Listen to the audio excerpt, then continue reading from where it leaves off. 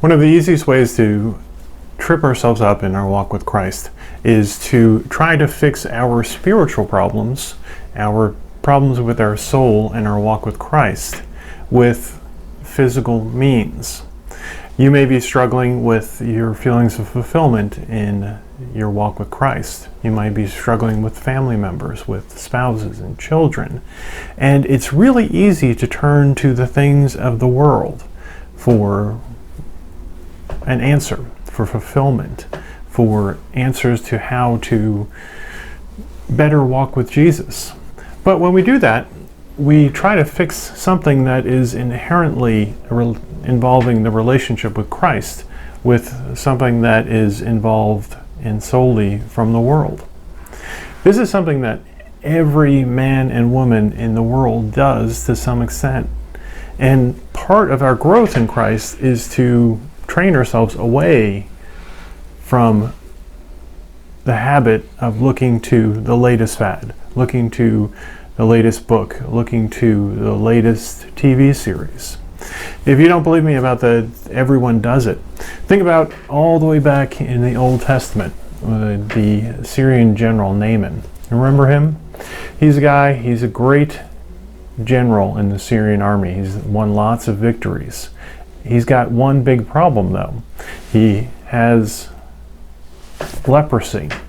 Leprosy is that skin disease that causes the skin to die and eventually wither away. In the Old Testament, often the situation is a spiritual condition that is being lived out on the outside. So there's something very wrong with Naaman. Naaman's got leprosy and he's shriveling away, reflecting his inside condition. He hears from someone in his household that there's a prophet in Israel who can help him. Now remember, there's no cure for leprosy at that point. So the servant girl tells him, there's this prophet in Israel that can cure you. What does Naaman do? Do you remember? She tells him to go to a prophet. Naaman is from a world of privilege and power and money, where the elites of society handle things. So he turns around, despite his directions, and inquires of the king of Israel, give me a cure. Help me out from this condition. He sends him a huge amount of money to try to get the king to help him with leprosy. What is the problem with that? The king can't do anything for him. The king is just a guy. The king actually responds in despair because this powerful general, he's going to let him down. There's nothing you can do for him. Naaman has responded to a spiritual condition and thrown his material resources at it, looking for a material response. Eventually, the king gets word back to him and calls on Elisha, and Elisha eventually heals Naaman. Naaman goes to Elijah's house and he's told to dip himself in the water of the Jordan River. But that wouldn't have happened. That wouldn't have happened just based on Naaman's decision making. He was totally focused on the material, the world around him. It doesn't really change very much by the time the New Testament comes around, and people are again looking for the same answers from the same people. Remember the wise men? We don't know if there's 3 or a whole bunch of them, but they come looking for the new king of Israel. They're looking for baby Jesus. They have the star in the sky that is giving them guidance to come and give him the gifts and worship him.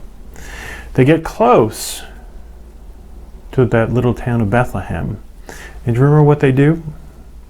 They veer off and wind up in front of Herod, the king. They go to the king's palace with their gifts, expecting to find the spiritual king in the midst of the chambers of the evil material king, the worldly king. And it almost gets them in big trouble.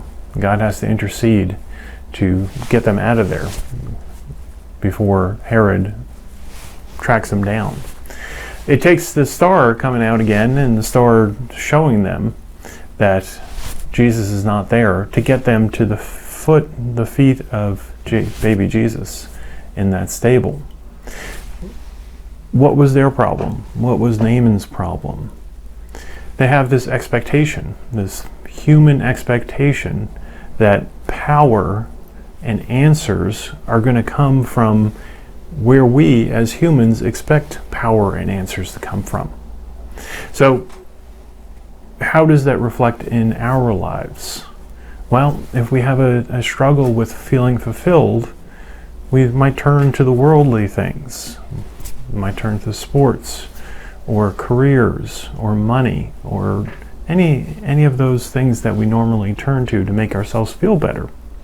In more subtle ways, we might turn to our family and ask our wives or our husbands or our kids to step in and make us feel good about ourselves. Those are the normal human versions of seeking human filling of our emptiness. If there are problems with our addictions and habits, we can turn to willpower. We can turn to diets. We can turn to human inventions to try to fix them. And they're not bad all by themselves. Human programs are like 12-step programs and the like are good things. But the real solution, the real healing, the real power comes first from Jesus.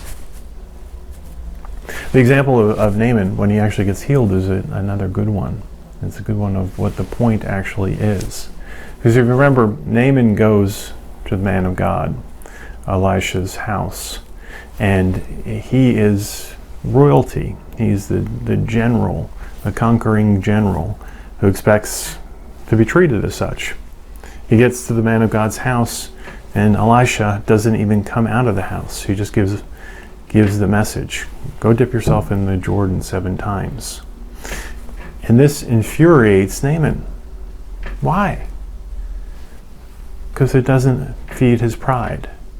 It doesn't seem fancy enough. It doesn't seem like the king's version. It doesn't seem like the society's version. It doesn't seem to show him enough respect and get him and his pride and self engaged.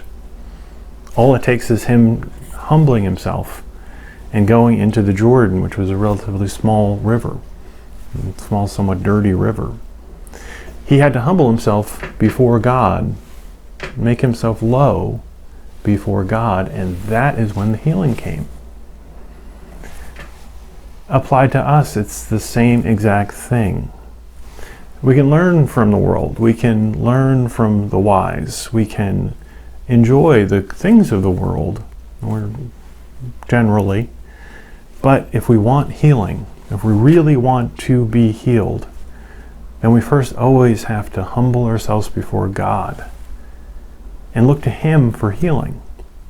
Because it's only the spiritual remedies that will heal the spiritual problems in us. So what are you looking for? Who are you looking to for your answers to any problems you're having now? Are you like Naaman and the wise men? Are you looking to the kings and the politicians? Are you looking to the rich and the influential, the celebrities that are popping up offering their opinions everywhere about how to fix your life? The Oprahs of this world, who've got 1,000,001 solutions, but continually need 1,000,001 solutions. Or you're looking to the one and only King, the King of Kings and Lord of Lords. He has your solution today. Are you turning to Him? God bless you.